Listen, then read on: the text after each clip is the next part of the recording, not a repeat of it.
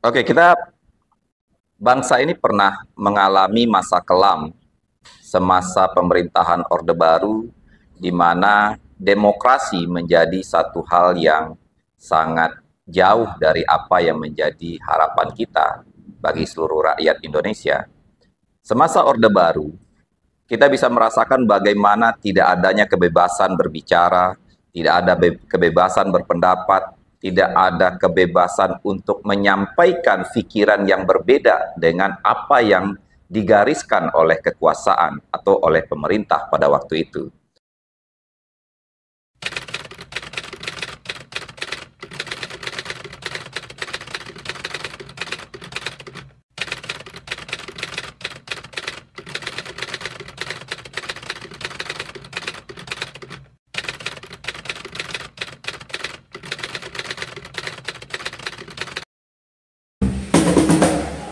Pusing kokodaru ya besore doreri verso bari dema baki pasti pusing kokodaru ya besore doreri verso bari dema baki pasti.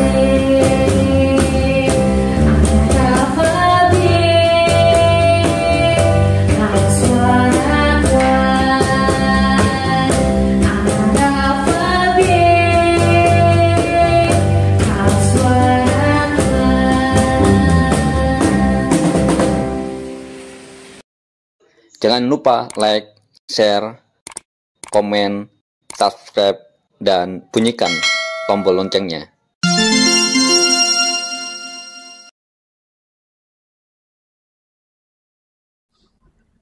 Oke, bangsa ini pernah mengalami masa kelam semasa pemerintahan Orde Baru, di mana demokrasi menjadi satu hal yang sangat jauh dari apa yang menjadi harapan kita bagi seluruh rakyat Indonesia.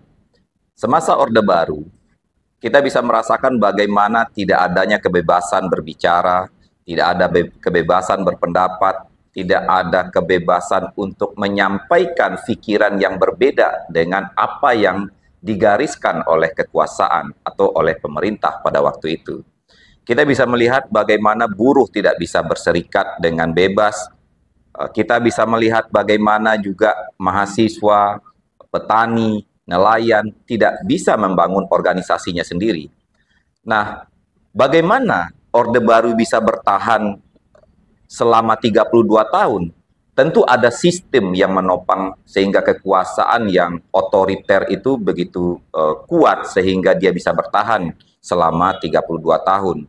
Pada masa itu orang mengenalnya dengan sebutan pilar. Ada 3 pilar kekuatan dari Orde Baru. Orang menyebutnya pada waktu itu ABG, ya, ABRI, birokrasi, Golkar. Jadi 3 pilar kekuatan Orde Baru inilah yang membuat Orde Baru Soeharto mampu bertahan hingga 32 tahun.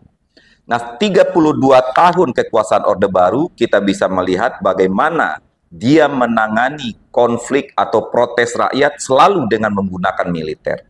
Militer menjadi ujung tombak pada waktu itu untuk menghadapi setiap protes rakyat, setiap rakyat yang berupaya untuk mempertahankan haknya selalu akan dihadapkan dengan militer. Rakyat yang tidak puas terhadap kebijakan ekonomi politik yang dijalankan oleh pemerintahan Orde Baru selalu akan dihadapkan dengan militer. Sehingga korban-korban dari keganasan militer semasa Orde Baru itu menjadi kisah pilu bagi bangsa Indonesia hingga hari ini.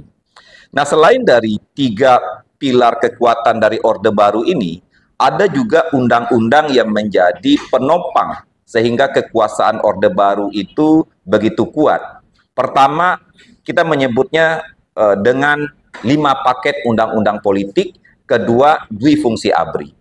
Nah, 5 paket undang-undang politik yang di masa Orde Baru ini adalah undang-undang yang mengatur tentang pemilihan umum, undang-undang yang mengatur tentang fungsi dan kedudukan anggota DPR, undang-undang yang mengatur tentang referendum, tentang ormas, Ini diatur oleh 5 paket undang-undang politik ini.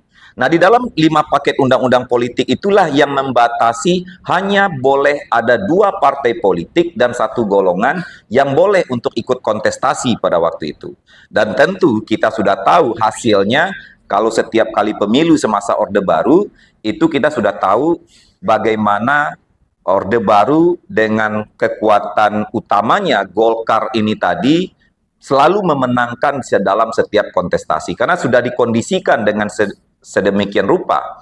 PNS itu diwajibkan untuk memilih Golkar, aparatus sipil negara itu diwajibkan untuk memilih Golkar. Kalau seandainya dia tidak memilih Golkar, dia bisa saja dia dipecat atau diasingkan dari institusinya. Nah, begitu juga di dalam hal kedudukan anggota DPR. Di dalam 500 pada waktu itu 500 kursi di DPR, ada 100 kursi yang tanpa dipilih, tapi itu diberikan kepada ABRI pada waktu itu. Sebelum TNI ada ABRI, fraksi ABRI, mereka mendapatkan 100 kursi tanpa melalui proses pemilihan umum. Nah, dengan begitu sudah bisa dipastikan hasil dari produk dari DPR melalui 5 paket undang-undang politik ini tadi tentu akan mayoritas secara bulat akan mendukung setiap kebijakan yang dikeluarkan oleh Presiden Soeharto pada waktu itu. Nah, ini yang menjadi problem utama. Yang kedua, selain dari 5 paket undang-undang politik pada waktu itu adalah yang menjadi tuntutan pencabutan duifungsi ABRI. Nah, fungsi ABRI kita melihat di dalam duifungsi itu kan dia punya fungsi sosial politik, kedua dia punya fungsi pertahanan keamanan. Nah, kita melihat dalam gerakan demokrasi TNI ini terlalu jauh dengan fungsi sosial politik, akhirnya dia ikut campur di dalam berbagai macam persoalan masyarakat sipil. Dalam fungsi sosial politik tadi yang kita bilang, dia begitu saja mendapatkan 100 kursi tanpa melalui pemilihan umum untuk DPR. Dia bisa menduduki jabatan menteri, gubernur, bupati, wali kota, itu untuk tentara-tentara aktif atau angkatan bersenjata yang masih aktif, dia juga bisa menduduki jabatan-jabatan sipil. Nah, ini yang fungsi sosial politik, bahkan juga di dalam hal ekonomi. Nah, kita menginginkan gerakan demokrasi pada waktu itu menginginkan ABRI itu cukup hanya fungsinya dikembalikan kepada fungsi pertahanan keamanan. ABRI itu harus kembali ke barak. ABRI itu harusnya ditempatkan di daerah-daerah perbatasan, bukan di tengah kota. Ya, ABRI itu harusnya ditempatkan di daerah-daerah perbatasan, di mana sekiranya kalau seandainya terjadi konflik dengan negara lain, tentu di mana dari mana musuh akan datang, tentu disitulah pangkalan-pangkalan militer harusnya dibangun, bukan di tengah kota atau bukan di tengah pemukiman-pemukiman warga.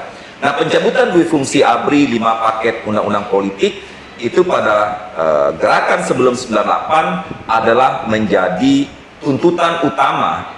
Karena kita menyadari betul 5 paket undang-undang politik dan duifungsi ABRI inilah yang membelenggu demokrasi di Indonesia sehingga diktator Orde Baru bisa bertahan selama 32 tahun. Yang warna oranye Partai Buruh, warna oranye Partai Buruh, partainya kelas pekerja, partainya kelas pekerja, Partai Buruh nomor 6.